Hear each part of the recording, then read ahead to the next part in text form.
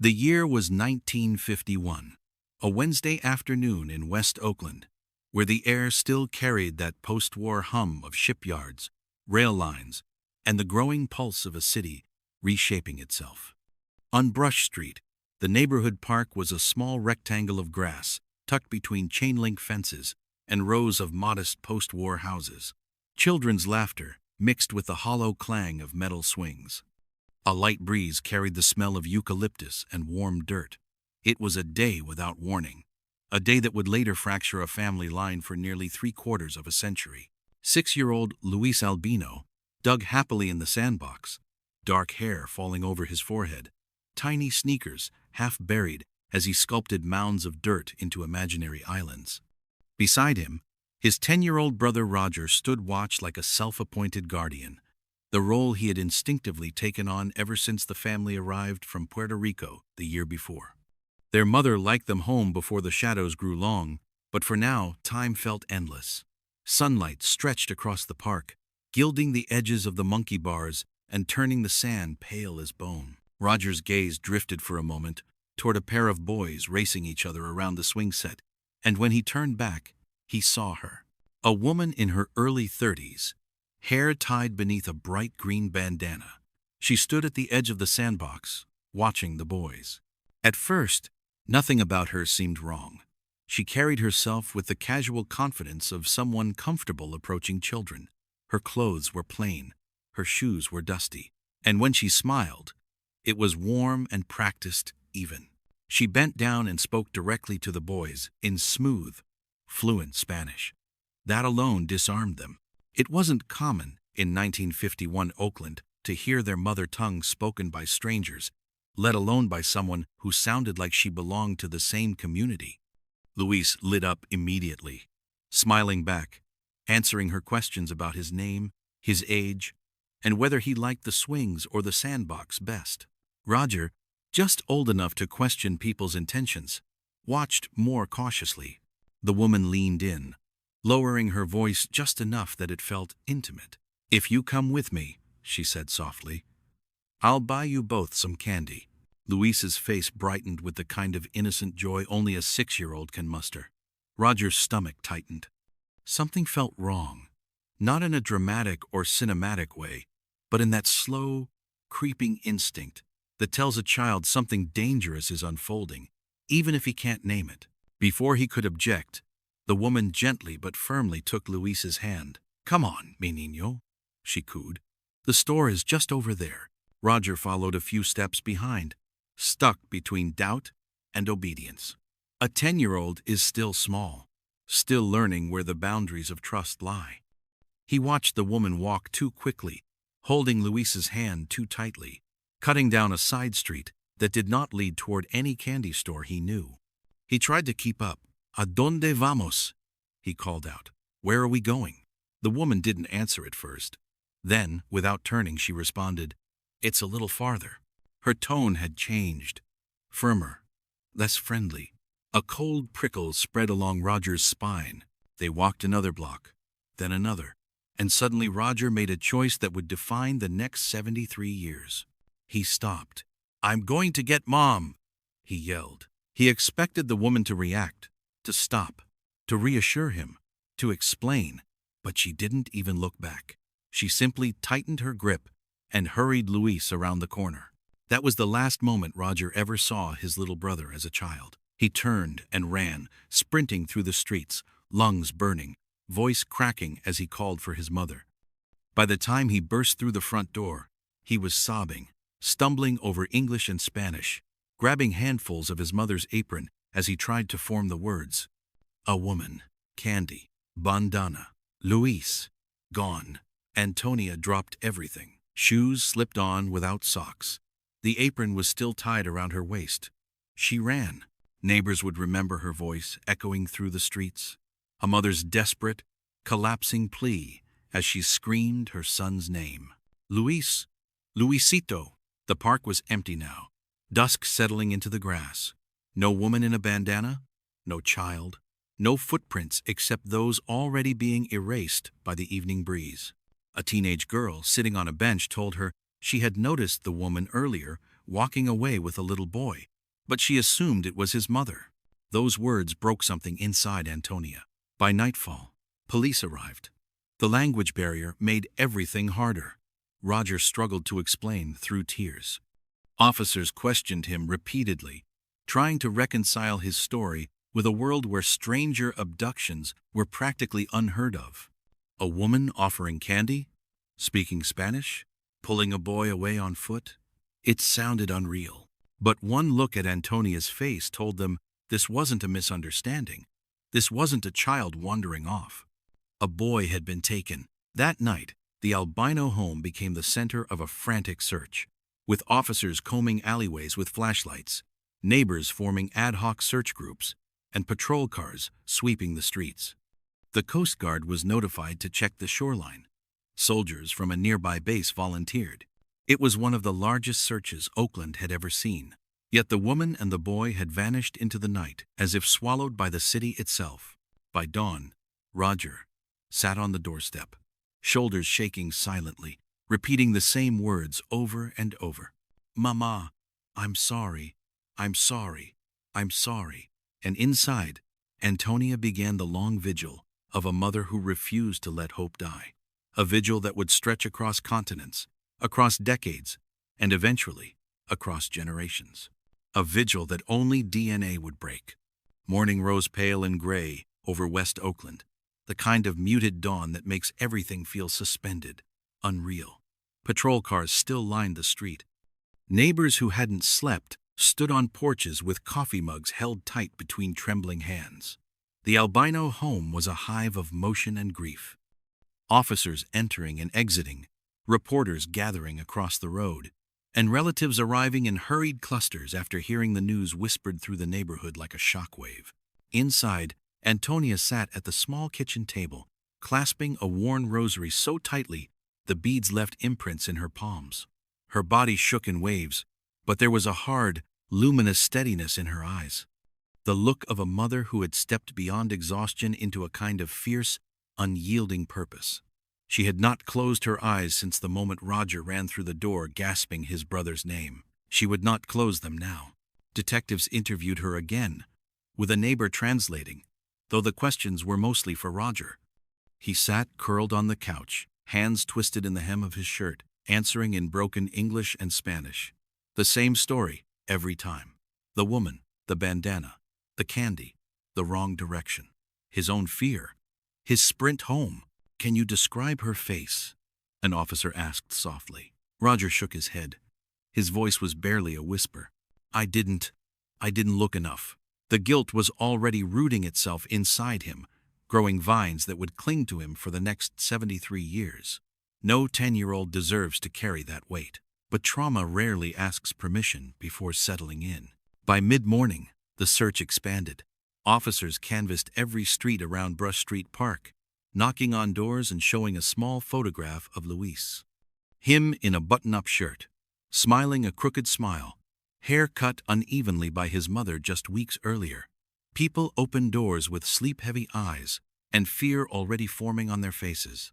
A child is missing. A child taken. The park itself was combed for clues. The sandbox, the swings, the slide. Police knelt in the dirt tracing faint impressions of feet, trying to distinguish one child's marks from another's. Everything looked normal. Everything looked wrong. Witnesses trickled forward with fragments of memory. A shopkeeper thought she saw a woman tugging a boy along by the hand, the boy stumbling to keep up. She didn't catch where they went. A man smoking near a bus stop recalled hearing a child crying. Maybe, but couldn't be sure. A teenage boy said he thought he recognized the green bandana woman from a few days earlier, or maybe from a different park, or maybe she just looked familiar. Memory is a fragile thing, especially under fear. By afternoon, the Oakland Tribune printed an early bulletin. Missing boy. Possible abduction. The photograph, grainy even by 50s standards, made Luis look small. Too small. That evening, the Coast Guard entered the search. The park wasn't far from the waterfront, a fact that haunted investigators. Boats scanned the shoreline, with searchlights slicing across the dark water. Divers entered the frigid shallows. Antonia heard they were searching the bay and collapsed into her sister's arms. She had spent the last 24 hours insisting to anyone who would listen that her boy was alive, that he was taken, that he did not wander into the water. Mi hijo está vivo, she repeated over and over. My son is alive. The officers didn't contradict her, but their silence was heavy. Through the long night, search parties moved block by block, calling Luis's name. Porch lights flickered on as people emerged in robes and slippers, joining the effort or offering flashlights and lanterns. By midnight, the search radius had expanded across dozens of streets. A child cannot simply vanish, they said. But he had. Just before dawn on the second day, soldiers from a nearby army post arrived in fatigues. They formed organized lines through yards, alleys, and vacant lots. They pried open shed doors, checked beneath porches, crawled into culverts, and combed through bramble along fence lines. Still nothing. By now, the story had spread across local radio. Missing 6-year-old boy, last seen with an unidentified woman wearing a green bandana, Spanish-speaking, possibly traveling on foot.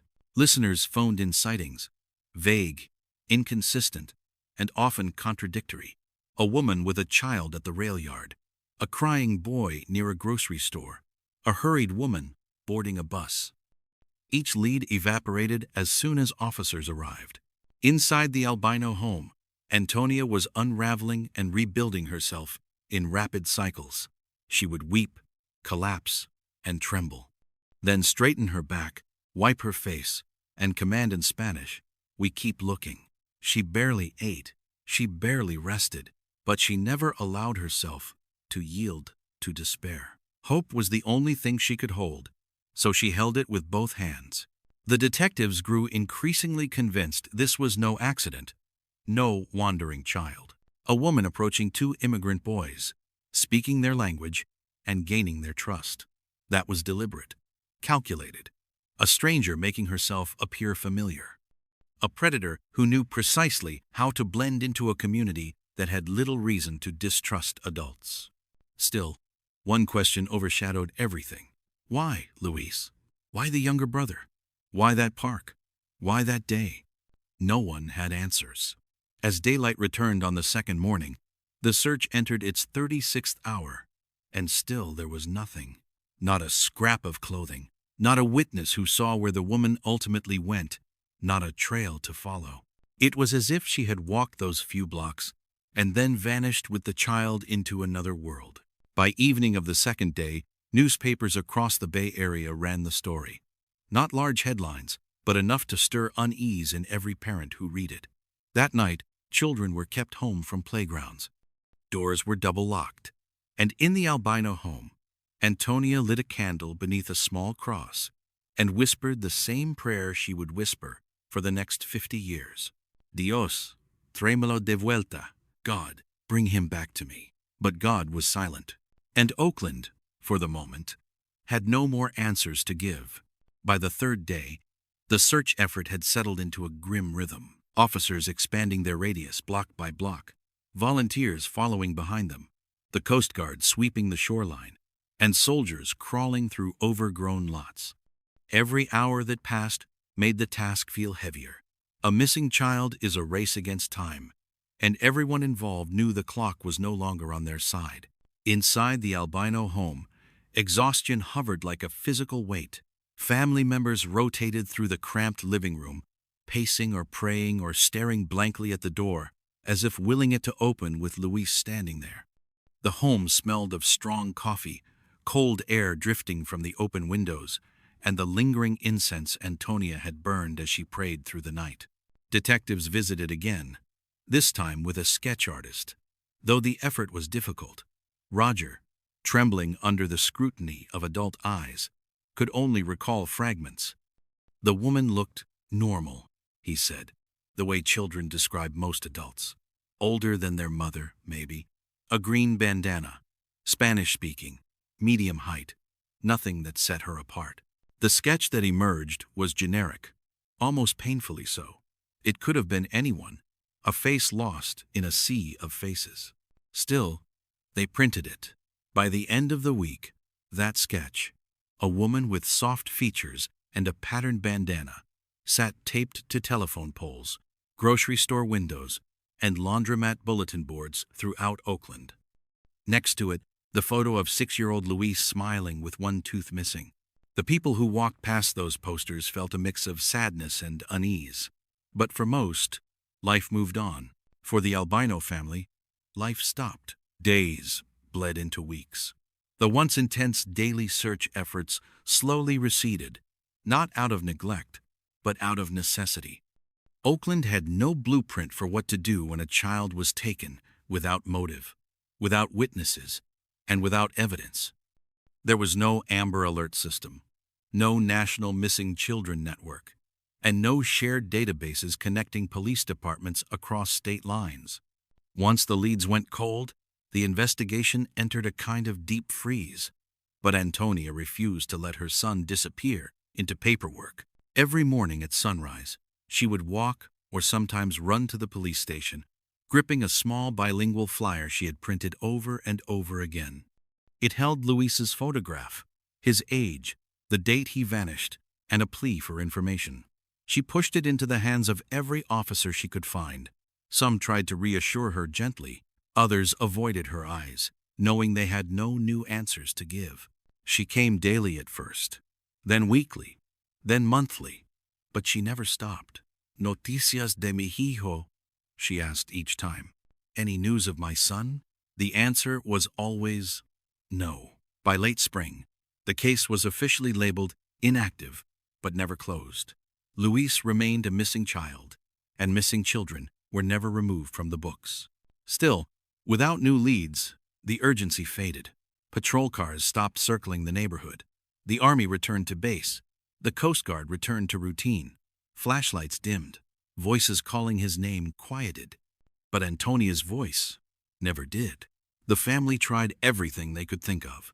They visited churches across the city, asking priests to pray for Luis by name. They sent letters to newspapers in surrounding counties, hoping someone had seen something. They contacted community leaders who spoke Spanish, asking them to spread the word among immigrant families. Nothing. The weeks stretched painfully into months. Summer arrived, and with it, the stark realization that Luis had now missed his 7th birthday. Antonia didn't bake a cake. She couldn't. Instead, she placed a small toy truck, one he had often carried in his pocket, on the kitchen table and stared at it for a long time, her hands trembling. Her older children tried to comfort her, but the wound was raw. Every sound from the street made her jump. Every knock on the door made her hope. Every evening she stood at the window until the sun disappeared, whispering into the twilight, "Vuelve a casa, mi hijo." Come home, my son. But the silence remained. By the time autumn arrived, a quiet shift had occurred. The family had not stopped searching. They never would. But the energy of the neighborhood faded. Posters curled in the sun and rain. Ink bled. Tape peeled. Children returned to parks. Life resumed its shape. But inside the Albino home, the calendar remained frozen on February 21, 1951. Roger, in particular, carried a weight no child should ever bear. His once carefree demeanor grew cautious and solemn. He avoided the park. Sometimes he woke up screaming, reliving that walk down Brush Street, the moment the woman pulled Luis slightly faster, the instant he realized something was wrong. He carried the memory like a stone in his pocket, heavy and cold. If anyone suffered more acutely than Antonia, it was Roger, the last person to see his brother alive. He replayed those moments endlessly, analyzing choices no 10-year-old could have been expected to make. He would carry that guilt for decades. The investigation never fully died, not in the minds of Luis's family, not even in the quiet back rooms of the Oakland Police Department. From time to time, an officer would revisit the file.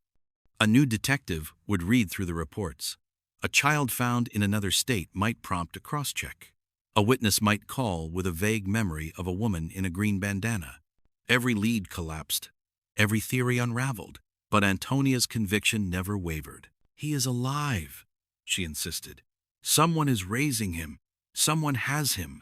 And one day, he will come home. People would nod politely, their eyes filled with sympathy rather than belief. But she meant every word. And then, 1 year after the abduction, a new possibility emerged. Luis, had he remained in Oakland under his birth name, would have turned 7. But if he had been taken somewhere far away and given another identity, there was one place his information might surface: school enrollment records. Antonia traveled to multiple districts with a translated note asking if any new 7-year-old boys had enrolled under uncertain circumstances. New families, no past records, unclear origins, nothing turned up. Still, the effort brought her a strange comfort. For Luis to be enrolled in school somewhere meant he was alive somewhere. She clung to that. Time, relentless as it is, continued to march. Seasons changed. Calendars flipped. A year became 2. 2 became 5. 5 became 10. But Antonia never stopped visiting the police station. She never stopped praying. She never stopped searching. Her grief did not fracture her. Instead, it calcified into something unbreakable. She would not abandon her child. She would not let the world forget him. She would not stop believing. And history would prove her right. Decades later, long after the world had moved on, and long after every practical reason to hope had evaporated, the miracle she had begged for would arrive. Not through witness testimony, not through police work, not through luck, but through something no one in 1951 could have imagined. A single vial of saliva sent through the mail. The 50s gave way to the 60s. But inside the Albino family home, time felt suspended, as if every clock had stopped at 3:42 p.m. On February 21, 1951, the moment when Roger last saw his little brother being led away, though the world outside was transforming. New highways, new music, new neighborhoods, a nation redefining itself. The Albinos lived with a wound that never healed, a quiet ache that threaded itself through their daily lives. Luis's siblings grew older, graduated from school, married, and had children. But every family gathering still carried a missing presence, the space where Luis should have been. A 6th chair at the table remained unused. His photograph remained framed in the living room, its edges softened by years of handling. In some ways, Luis had become both a memory and a myth. The lost child who lived in stories, passed down in whispers and in prayers. Roger, now a teenager, carried the disappearance like a shadow that never loosened its grip. The guilt matured with him, becoming sharper and more complex. There were nights when he woke drenched in sweat, hearing his brother's voice calling from somewhere he couldn't reach. On other nights, he lay awake staring at the ceiling, reliving the moment he turned and ran home, telling himself he should have stayed, should have fought, and should have screamed louder. No one blamed him, but he blamed himself. In the early 60s, a new idea emerged, one that briefly rekindled the family's hope. If Luis had survived and grown up somewhere under a new identity, he would have turned 18 inches, 1962. At that age, every young man in America registered for selective service. If Luis registered under his birth name by chance, or if he was drafted and some anomaly surfaced, maybe the family would hear something. Antonia clung to this possibility with the kind of fragile hope that makes hands tremble. She visited offices, wrote letters, and asked friends to translate inquiries into English. But every response came back the same: no record, no match, no Luis Albino. To anyone else, this would have suggested the worst. To Antonia, it suggested the opposite. If he hadn't died by drowning or accident, if he hadn't been found in any morgue or hospital, if he hadn't appeared in military records, it meant he was alive somewhere under a different name. He is living, she insisted to her children. Someone is raising him. Her certainty, unwavering and absolute, was the anchor the family leaned on. When others whispered that it had been too long, she raised her chin and said, "A mother knows." But the search, in practical terms, was frozen in time. Through the late 60s, the world experienced upheaval: civil rights marches, anti-war protests, and cultural revolutions. Oakland itself changed. stretching upward with new buildings while neighborhoods evolved in waves of migration and economic shifts. But nothing shifted in the Albino case file. It remained quietly tucked away, a few yellowing pages, a faded photograph, and an incomplete police sketch of a woman whose name would never be known. Still, Antonia returned. Not daily anymore. Life with her other children required her presence. Not weekly. Time had eroded the energy that had once propelled her. But monthly, then yearly, she made her pilgrimage to the police station. The officers changed. New faces greeted her. Some didn't recognize the case. Some listened to her with polite confusion until they located the file and realized the depth of the story. But every year, the result was the same. No new leads, no new sightings, no new hope. And yet Antonia brought hope with her each time. She would hold out the same laminated clipping, worn thin by time. The 1951 newspaper article announcing Luis's disappearance. The photo of the two brothers smiling. She kept it folded in her wallet, as if proximity to her body could protect it from fading. For the younger generation, nieces and nephews who had never met Luis, he became a story told at gatherings, an echo from the past. They listened with wide eyes as the elders described the boy who vanished, the mother who never gave up, and the brother who carried the memory like a scar. Luis became their ghost, not haunting, but quietly present. As the 70s and 80s unfolded, new cases of missing children drew national attention. Faces appeared on milk cartons. Amber alerts were still decades away, but awareness was rising. Families across America learned that the nightmare the albinos had lived through was not unheard of. This brought no comfort, but it did offer something unexpected: solidarity. Advocacy groups formed, support networks grew, and stories of recovered children began to surface here and there, whispered rays of hope for families like the albinos. Still, Luis's case remained untouched. Roger, now an adult, tried to live a normal life, working, building a family, and carrying on. But every time he heard a story about a missing child being found years later, he felt a jolt of something indescribable: hope wrapped in a familiar pain. He kept a small copy of Luis's childhood photo in his wallet, the edges nearly as worn as his mother's newspaper clipping. He looked at it often, tracing the face he had only known for 10 years, but could never forget. By the 90s, Antonia was elderly, her steps slower, but her mind still fixed on her boy.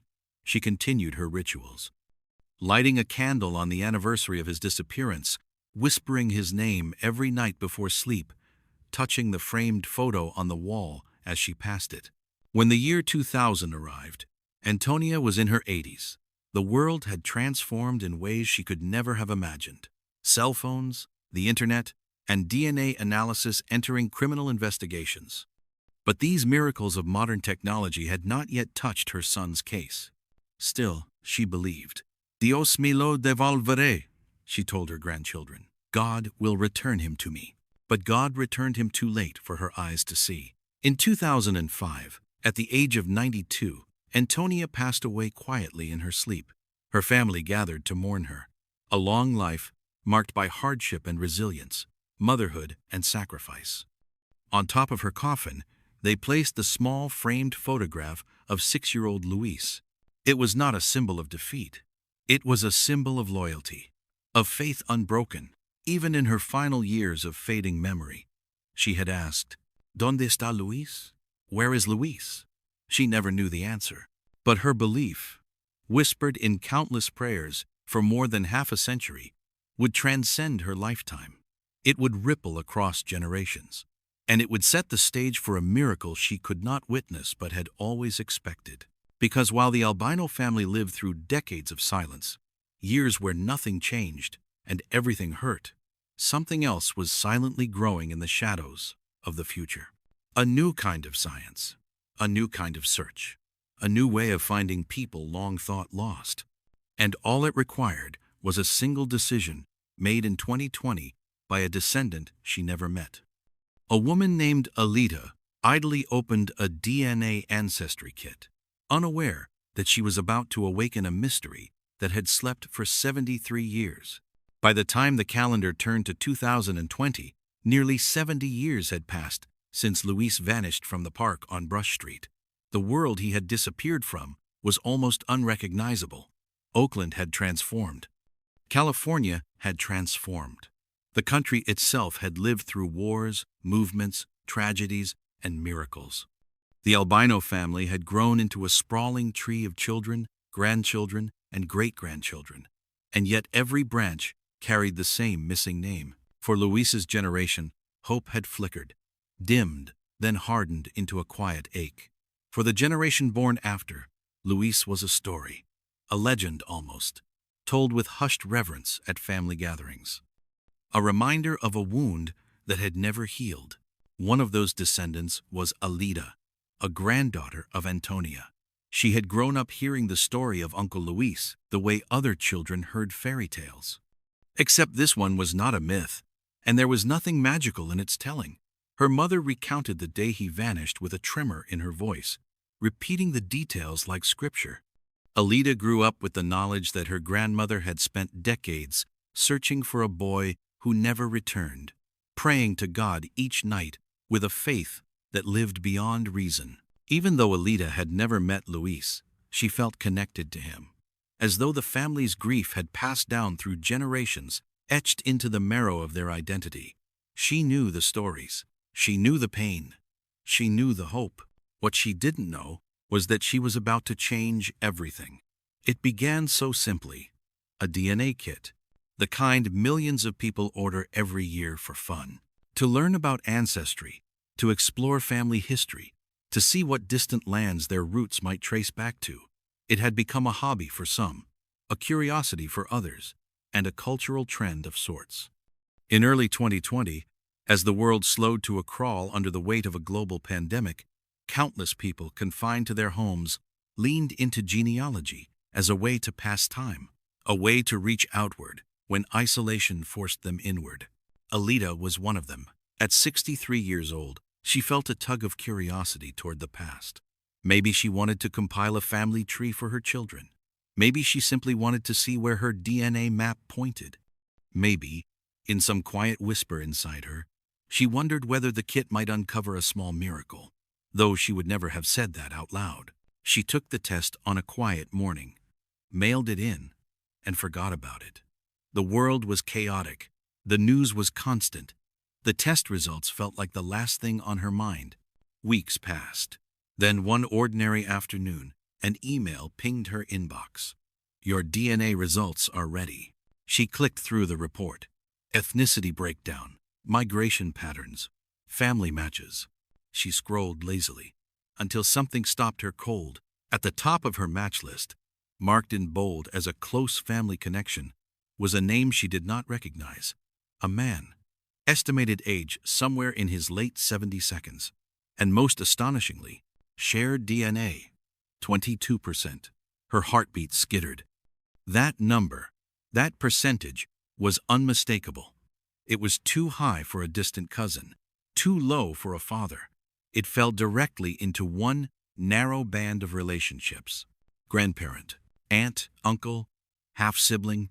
She swallowed hard, staring at the screen. But she knew her grandparents. She knew her uncles. She knew her mother's siblings.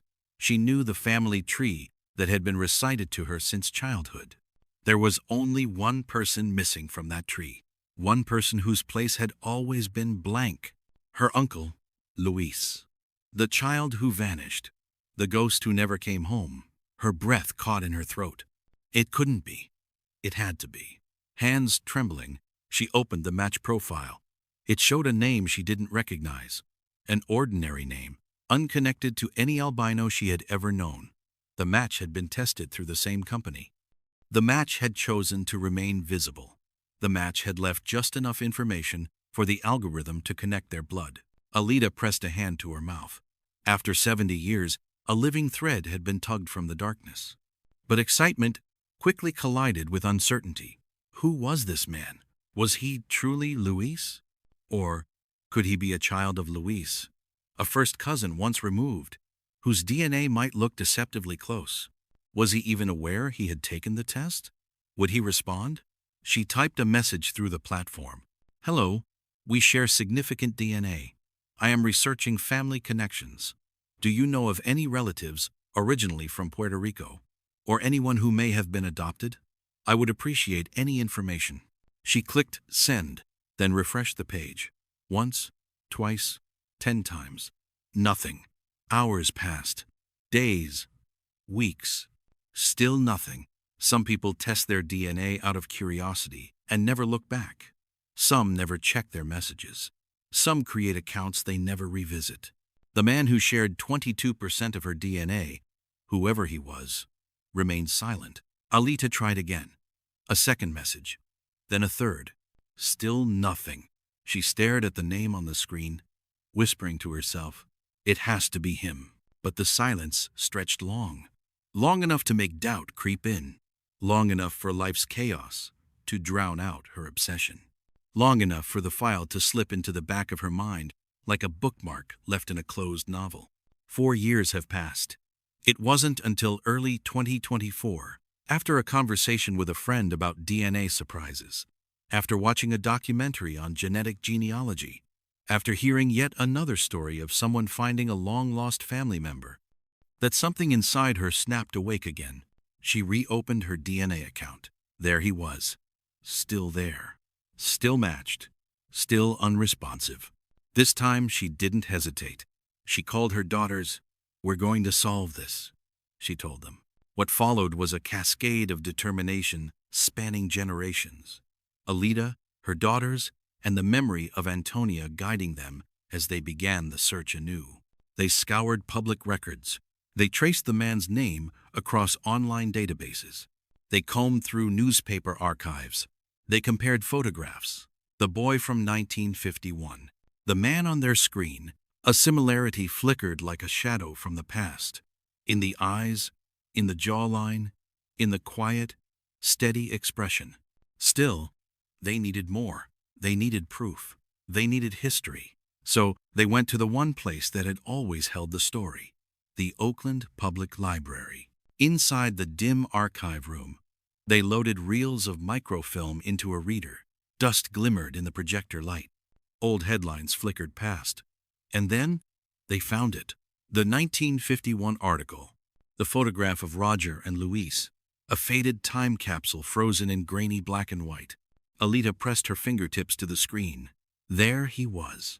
Her uncle, a face lost to time, and now possibly found again. Armed with the DNA match, the archival photographs, and a name, she walked into the Oakland Police Department on the 18th of March, 2024. A case that had slept for 73 years was about to awaken. And the truth, the astonishing, impossible truth, was finally ready to surface. When Alita stepped into the Oakland Police Department on the 18th of March, 2024, holding a folder thick with printouts, notes, and the microfilm copies of the 1951 articles, the front desk officer looked up with polite confusion. Missing persons from the 50s were not exactly common walk-ins, but when she spoke her uncle's name, Luis Armando Albino, something shifted. The officer paused, typed the name, searched, and there it was. A frozen entry from another century. Status: missing child, unresolved. After more than 70 years, someone had finally come forward with new information.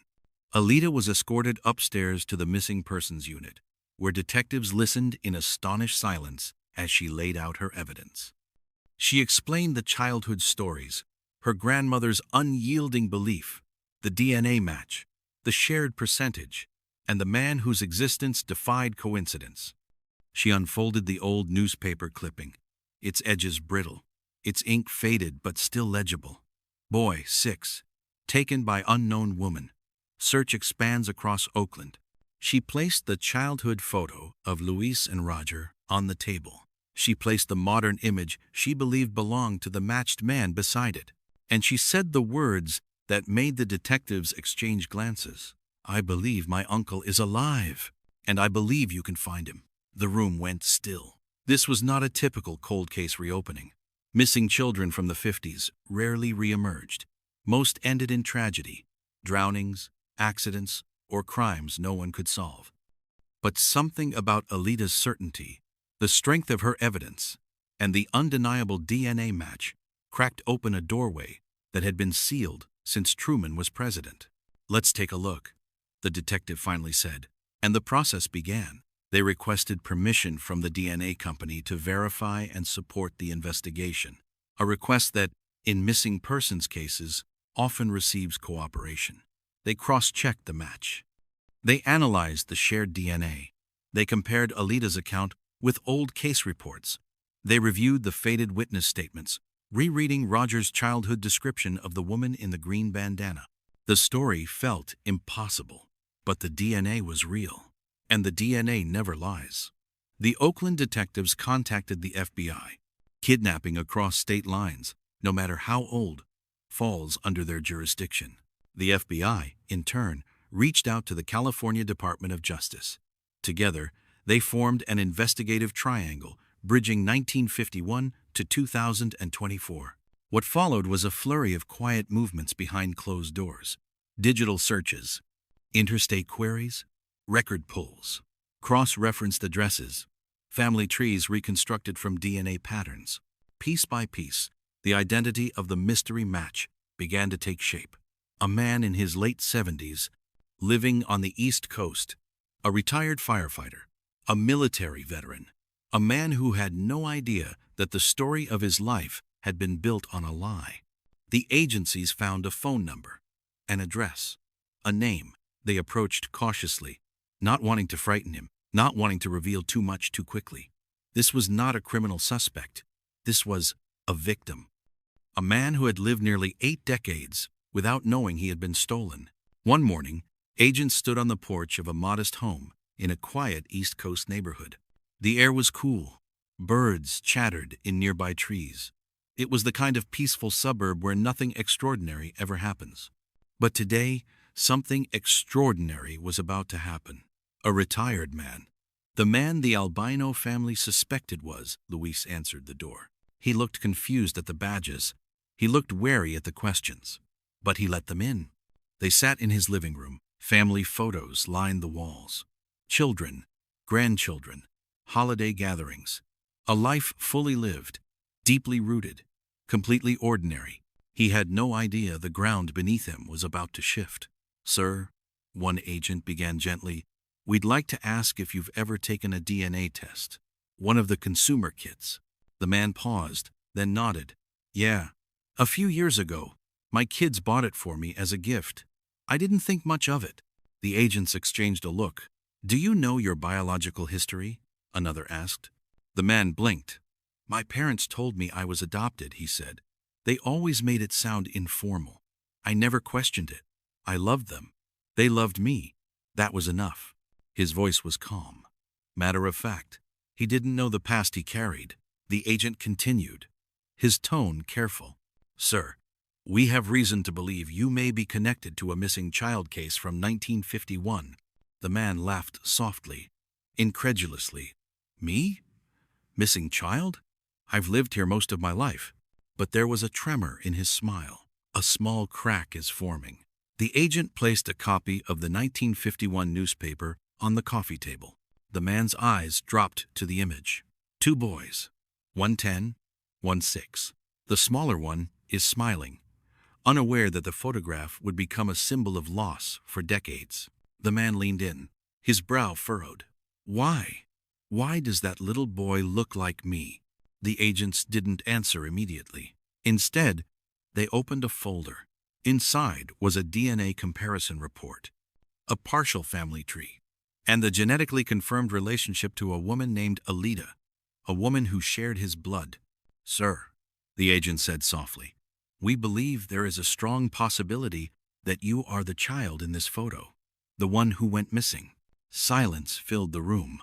The man stared at the paper, stared at the photograph, stared at the face he hadn't seen in 73 years, a face he barely remembered, yet somehow recognized. His hands shook. That can't be," he whispered. But something inside him, something buried for a lifetime, began to shift. The agents continued gently, explaining the evidence, the DNA match, and the reopened case. They asked if he would consent to a confirmatory DNA test. He nodded slowly, dazed. Of course. I need to know. They swabbed his cheek. And then they left, leaving him seated at the edge of his couch, staring at a black and white snapshot of a little boy who had vanished long before he ever knew who he was. In the following days, he replayed everything he had been told about his origins, the vague comments about adoption, the lack of birth photos, the few scattered details that never fully made sense but had never troubled him enough to question. Now, all those little oddities began to arrange themselves into a pattern, a story, a truth he had lived inside his entire life without knowing it. When the results came back, they were definitive. He was Luis, the missing boy. The child was stolen from Brush Street Park, the son of Antonia, the brother of Roger. After 73 years, the boy who had vanished without a sound had finally been found.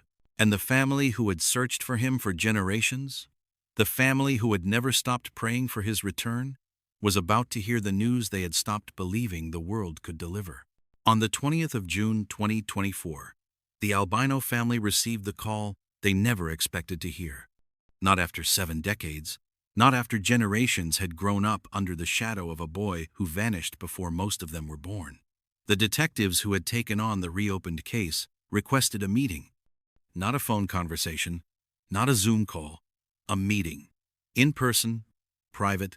That alone made their hearts pound.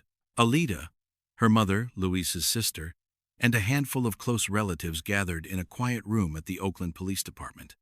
The table was polished, the chairs arranged neatly, but the air trembled with anticipation. It felt like everyone in the room was breathing through the same single, fragile lung. A detective entered holding a folder. He looked at each of them for a moment before speaking, not with the aloof stoicism of an investigator, but with the softness of someone who understood the magnitude of what he was about to say. "We have confirmed the identity of your uncle," he said. "Luis is alive." The room fractured.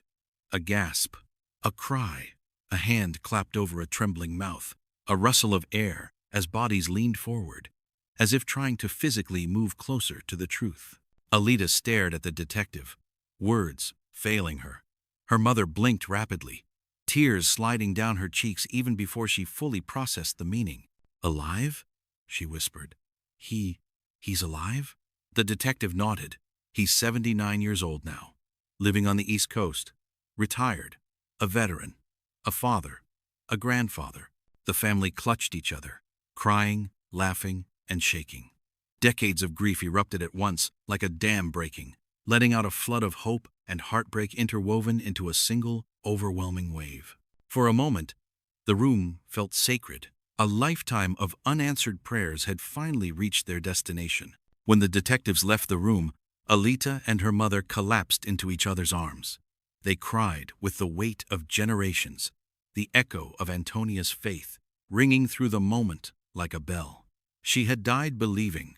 She had died knowing her son lived. And she had been right. Alida later said that when the officers left, she and her mother simply held hands and sobbed, repeating, "We found him, we found him, we found him." The words felt unreal and utterly true. The next step was a delicate one, meeting Luis. The FBI and Oakland police coordinated carefully. This was not a criminal suspect. This was a man whose life had just been upended with the revelation that everything he believed about his origins had been a lie. They did not want to overwhelm him. Yet when the agents contacted him again and asked if he wished to meet his biological family, he said yes immediately. Perhaps he had spent the nights since learning the truth, staring at his ceiling, wondering who his parents had been. Perhaps he longed to understand the emptiness he sometimes felt, but never could name. Perhaps he wanted to give the family back what they had lost. But most simply, he wanted to know where he came from. The family arranged travel for late June. A small private meeting first. No reporters, no cameras, no spectacle. Just a room, a family, and a man who had lived 73 years without knowing them. On the 24th of June, 2024, a plane touched down in Oakland. For the first time since 1951, Luis was home. He stepped off, escorted by family members, from his adoptive life, children and grandchildren who had embraced him through the revelation. They walked beside him, holding his arm, their faces carrying their own complicated mixture of shock and curiosity and pride. They hadn't lost him. They had simply learned he belonged to more people than they ever knew. At the reunion location, a quiet home in the East Bay, relatives gathered, palms sweating, voices trembling. Some had never seen a photo of the boy he once was. Some had grown up hearing stories of him from birth. Some felt like they already knew him. Some were meeting him only through the legacy of grief their family had carried. When the door opened, time seemed to fold in on itself. There he was, Luis, nearly 80 years old, silver-haired, steady, gentle in the eyes. But behind those eyes, unmistakably, was the face of the smiling boy from the old black-and-white photograph. The resemblance was uncanny. People gasped. A whisper of recognition rippled through the room. Alita stepped forward first. Her breath caught. "Hi," she said softly. He looked at her, eyes glassy, and opened his arms. When he hugged her, he whispered, "Thank you for finding me." Two families, one he had known his whole life, and one he had been missing his whole life, stood in the same room for the first time. They showed him photos. They introduced him to cousins, nieces, and nephews, whose faces bore pieces of his own. They talked about Antonia, the mother he lost before he knew he had been lost. They showed him the laminated articles she had carried in her wallet for more than 50 years. They told him how she had waited for him, prayed for him, and believed in him. Luis cried quietly, not out of sadness, but out of something deeper: recognition, belonging, roots finally returning to soil they had never seen. He spent hours there, laughing, listening, and absorbing generations of love that had gone unspoken because no one had known where to send it. But one reunion remained, the most important one, the brother who had held his hand that day, the brother who had let go only when he realized something was wrong, the brother who had carried guilt through an entire lifetime. Roger. The next morning, Alita drove Luis and her mother 2 hours to Stanislaus County, where the oldest surviving albino sibling lived. Roger, now 83 and frail, waited anxiously in his living room. He kept standing up, sitting down, standing again. His hands shook uncontrollably. The weight of 73 years pressed down on his spine. He had lived with the memory every day, every hour, every moment. And now the boy he lost was coming back. When the car pulled into the driveway, Roger moved to the door with effort. His caretaker steadied him. He gripped the doorknob, and when Luis stepped inside, their eyes met across the room. Two old men, two brothers, two lives shaped by a single moment in 1951. Roger's breath hitched. Luis took a step forward. Roger's face crumpled. "Luisito," he whispered. It was the name he used when they were boys, the name he had repeated in dreams and nightmares, the name he had cried into his pillow as he asked forgiveness from a brother he thought he had failed. Luis crossed the room and wrapped his arms around him. They held each other's old arms, trembling hands, and chests, heaving in a long, tight embrace that felt like stitching together 73 years of brokenness.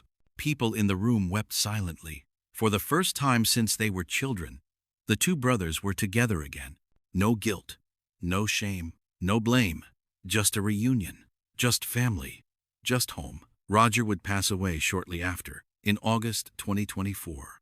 But not before he received his miracle, not before he whispered to Luis, "I've waited my whole life for you." And not before Luis replied, "I'm here now." The story was not over. There were more relatives to meet, more memories to share, and more pieces of identity to reclaim. But the heart of the story, the reunion, the forgiveness, and the miracle had finally arrived. In the days following the reunions, the Albino family moved through a strange new emotional landscape, a blend of overwhelming joy, gentle grief, and the surreal sensation of time folding back onto itself. Luis remained in California for an extended visit, longer than he originally planned, because once he sat among the people who shared his blood, he realized something profound. He was home in a way he hadn't known he was missing. His reunion with Roger became the emotional center of those days. The brothers spent quiet afternoons sitting on the patio of Roger's home, two old men with the same eyes, the same voice tones, and the same way of laughing through the nose. They talked about childhood. Not much that Luis remembered before the abduction, but the small fragments he could still feel. A warm kitchen, a woman's voice singing, a brother who held his hand when he crossed the street, a sandbox on a sunny day. Memories softened by time, but still intact somehow. Sometimes Luis would place his hand on Roger's, a gesture far more intimate than words, as if to say, "I don't blame you. I never blamed you. There is nothing to forgive." And Roger, who had carried the weight of that day for over 7 decades, would close his eyes and let the relief wash over him. The last photo taken of them together, two elderly brothers in a sunlit room, foreheads touching, eyes closed, would become a treasured family image, a picture that captured something rare, resolution. But beneath the joy of reunion lay a quieter, more complicated undertow. Luis now had 2 lives, 2 names, 2 families, 2 histories, and he was trying to reconcile them. His adoptive family and his children and grandchildren had supported him through the revelation, but they were understandably shaken. They had never known their father's origins were a mystery. They had no idea he had been missing from another family for an entire lifetime. They had always seen him as theirs. Now they had to share him with a family across the country, with a legacy that had been searching for him since the moment he disappeared. Luis handled it with the steadiness of a man who had lived through war, through fire, and through decades of life's unpredictable changes. He told his children, "Nothing about our lives together changes. You are my family. But now, I have another one too." His 2 worlds did not collide. They fused, awkwardly at first, but then naturally, the way branches from different parts of the same tree eventually intertwined. His children began sending photos to their California relatives. The California family sent back stories and pictures of Antonia, of the siblings, and of holidays from long ago. Video calls were arranged, names learned, relationships discovered. It was as if both families were learning to breathe a larger breath than before. Meanwhile, law enforcement pressed forward with the final open thread of the story. Who was the woman in the bandana? The FBI interviewed Luis extensively, but he could only recall shapes, the vague blur of a face, and the sensation of being led somewhere he didn't understand. Trauma and time had buried most of the memory. What remained were flashes of the interior of a plane, a hand gripping his wrist, and a voice telling him to be quiet. Investigators pursued what little they had. Flight routes in 1951. Airport records long destroyed us. Names of women living in the neighborhood at the time. Any known adoption rings operating on the West Coast. Whether the adoptive parents he grew up with had ever been connected to illicit child acquisitions. But the trail was dust. Too many decades had passed. Too many records had been lost. Too many people involved, if any were still alive, would now be over a century old. It was almost certain they would never find her. And yet in a way that wasn't the point anymore. The miracle wasn't in catching the kidnapper. The miracle was in what survived. Luis, his identity, his family, Antonia's unwavering hope, Roger's lifelong guilt finally lifted. A family's broken circle finally closed. The idea that it is never too late for truth to return home. Luis asked questions that could not be answered. Did she want a child of her own? Was she working for someone? Did my adoptive parents know? Did I cry for my mother? Did anyone hear me? Some questions sat in silence. For others, the family did their best to answer. "You were loved from the moment you were born," they told him. "You were never forgotten. You were never replaced. And you were never blamed." Luis held these truths gently, as if they were the missing chapters of a book he had always been reading but never fully understood. News of his case spread quickly once the family allowed it after the reunion. After Roger's passing, local California stations covered it. National outlets reached out. Reporters framed it as a near-impossible miracle, A child missing for 73 years, found alive through the quiet detective work of a niece, armed with nothing but hope and a DNA kit. The Oakland Police Department issued a statement acknowledging that in all their years, they had rarely seen a case with such an outcome. They credited the family's persistence, modern genetic genealogy, and the simple courage of reaching out. But for the Albino family, it wasn't a headline. It was healing, painful, complicated, beautiful healing. Luis visited California again in July, choosing to stay longer this time. He spent days meeting cousins, siblings, and grandchildren he never knew he had. They cooked food he might have eaten as a toddler. They played music he might have remembered from Puerto Rico. They told him stories of his mother, how she saved for years to buy their first washing machine, how she sang while she cooked, and how she never stopped praying. When he heard how she carried his photo in her wallet until the day she died, he wept. Not with regret, but with gratitude. "I didn't know I had someone waiting for me," he said. After 73 years, Luis finally understood something profound. He had never been lost. He had been loved every day, every year, for an entire lifetime. As summer turned to fall and visits gave way to phone calls and plans for future trips, Luis settled back into his life on the East Coast. Only now had his world widened. 2 families, 2 histories, 1 story that had finally been returned to him. He lived the rest of 2024 with a quiet peace. An old wound had closed, an old fear had healed, an old question had finally been answered. And while justice for the kidnapping might never come, something even more powerful had emerged. Truth, reunion, joy, belonging, and a miracle 73 years overdue. There are stories that end abruptly, stories that end painfully, stories that end without answers. And then there are stories like this one. Rare stories, fragile stories, stories held together for decades by nothing but memory, faith, and a mother's unwavering conviction that somewhere her child was still alive. As 2024 moved toward its final months, Luis Albino, the boy who vanished in 1951, lived each day in a strange, beautiful duality. He woke up in his East Coast home, surrounded by the life he had built, a life of service, a life forged in discipline, family, and quiet resilience. A life full of children and grandchildren who adored him not for where he came from, but for who he had always been. And then, almost daily, his phone would buzz. A message from California. A photo, a memory, a greeting, a joke, a story about Antonia. A reminder that he was no longer a question mark, lost in the archives of the Oakland Police Department. He was a brother again, an uncle, a cousin, a missing piece, restored to the family mosaic. Luis had lived nearly 80 years with no language to describe this loss because he never knew he had lost anything at all. And now, in the twilight of his life, he found himself learning who he had been before he became someone else. He wasn't just a veteran, not just a firefighter, not just a husband, father, or grandfather. He was the son of Antonia, the brother of Roger, the little boy in the black and white Tribune photo.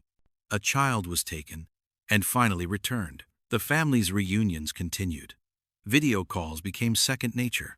Holidays were planned across states. Recipes were exchanged. New bonds formed fast, emotional, and almost desperate in their eagerness to make up for lost time. Luis's East Coast family embraced the newfound relatives with surprising ease. His children marveled at how deeply he resembled the Albino clan. The same expressions, the same laugh, the same way he tilted his head when thinking.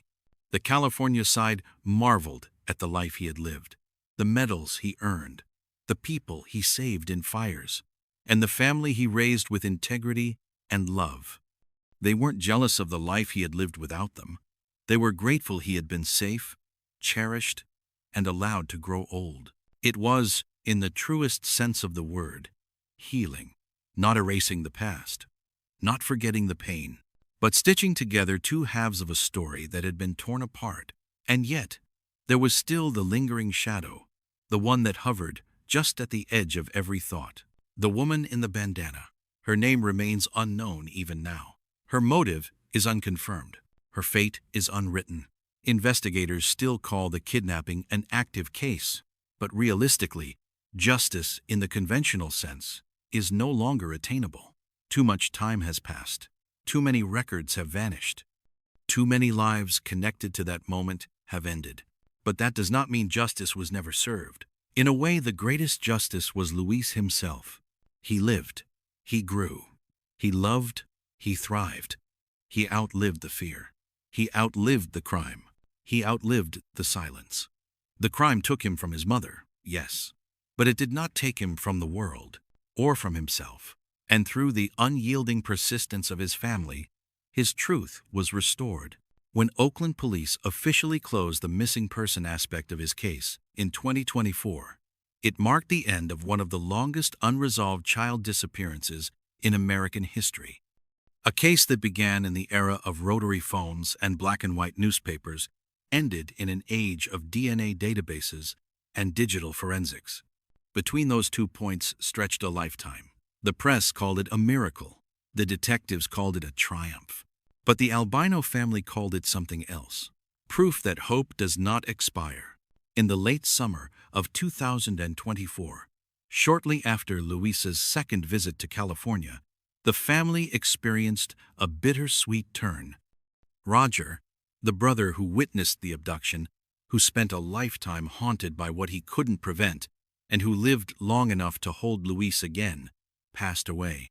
Luis grieved deeply, not just for the new bond they'd only just begun to rebuild, but for the child Roger had once been, the child who ran terrified to their mother, the child who carried that day for 73 years like an invisible scar. But Luis also felt an unshakable peace.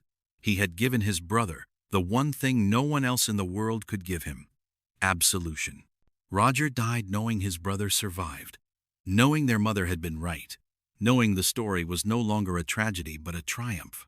And Luis carried that peace back with him, tucking it into the same place where he kept the photos the family gave him, images of a childhood he barely remembered but finally reclaimed.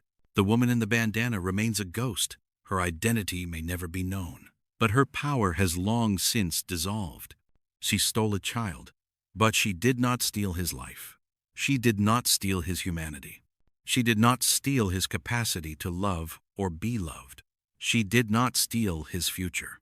And that is a kind of victory that cannot be undone. Across the decades, the Albino story remained one of longing, one of searching, one of grief, and one of unbroken hope. But now, finally, it is a story of return. Luis Armando Albino was missing for 73 years, and he came home. Not in tragedy, not in discovery of remains, but in warm embraces, in shared tears, in photographs of reunions rather than memorials. It is the rarest of endings, the kind that reminds us why we tell these stories. Because hope is not naive. Hope is not foolish. Hope is a form of remembering, and in remembering, we keep the door open for miracles. As this investigation reaches its final reflection, we are reminded of something powerful. Not all cold cases end in darkness. Not all disappearances end in loss. Sometimes, after a lifetime, the truth does come home. And when it does, it changes everything. Thank you for joining us on this extraordinary journey today. A journey through history, heartbreak, and the relentless resilience of one family's love. If this story moved you, please take a moment to like this video, leave a comment, and subscribe for more long-form crime documentaries. Your support helps us keep these stories alive because, as we've seen, no cold case is ever truly closed until the truth is found. Stay safe, stay hopeful, and never stop seeking the truth.